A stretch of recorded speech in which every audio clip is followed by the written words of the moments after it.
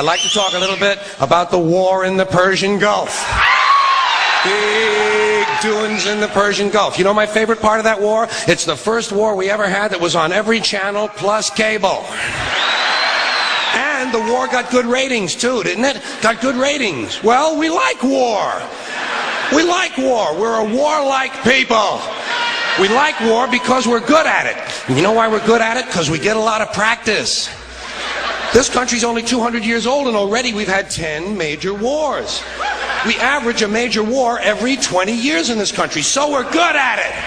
And it's a good thing we are. We're not very good at anything else anymore. Huh? Can't build a decent car, can't make a TV set or a VCR worth the fuck. Got no steel industry left, can't educate our young people, can't get health care to our old people, but we can bomb the shit out of your country, all right? We can bomb the shit out of your country, all right? Especially if your country is full of brown people. Oh, we like that, don't we? That's our hobby. That's our new job in the world, bombing brown people. Iraq, Panama, Grenada, Libya, you got some brown people in your country. Tell them to watch the fuck out, or we'll goddamn bomb them. Well, when's the last white people you can remember that we bombed? Can you remember the last white? Can you remember any white people we've ever bombed? The Germans, those are the only ones, and that's only because they were trying to cut in on our action. They wanted to dominate the world. Bullshit, that's our fucking job. That's our fucking job.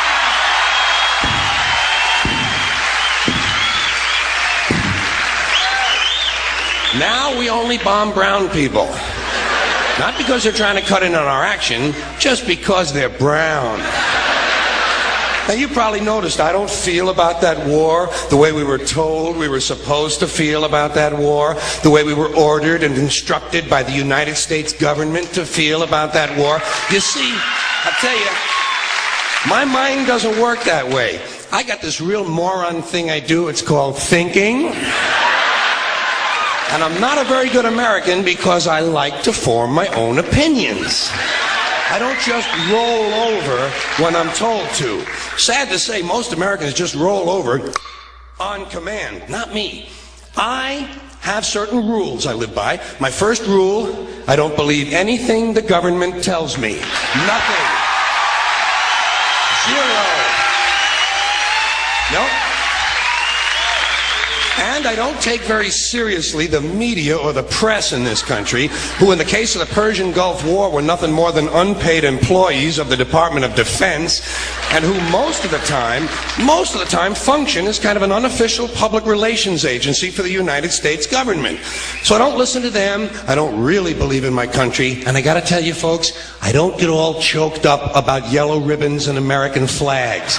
I consider them to be symbols, and I leave symbols to the symbol-minded. Me, I look at war a little bit differently. To me, war is a lot of prick-waving, okay? Simple thing, that's all it is. War is a whole lot of men standing out in the field waving their pricks at one another.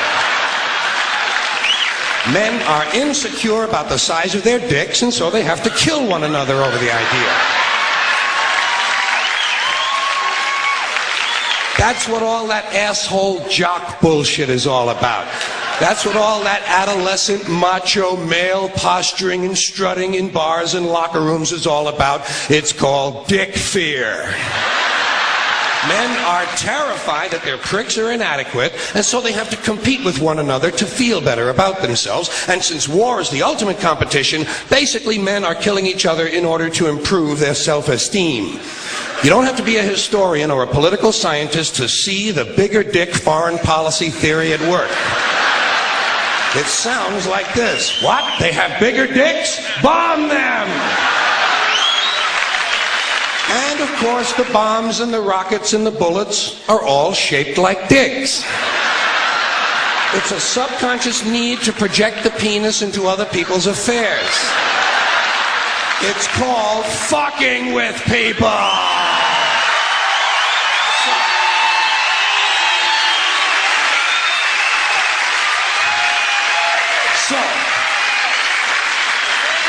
As far as I'm concerned, that whole thing in the Persian Gulf was nothing more than a big prick-waving dick fight. In this particular case, Saddam Hussein had questioned the size of George Bush's dick. And George Bush has been called a wimp for so long. Wimp rhymes with limp. George has been called a wimp for so long that he has to act out his manhood fantasies by sending other people's children to die. Even the name Bush. Even the name Bush is related to the genitals without being the genitals. A bush is a sort of passive secondary sex characteristic. Now, if this man's name had been George Boner, well, he might have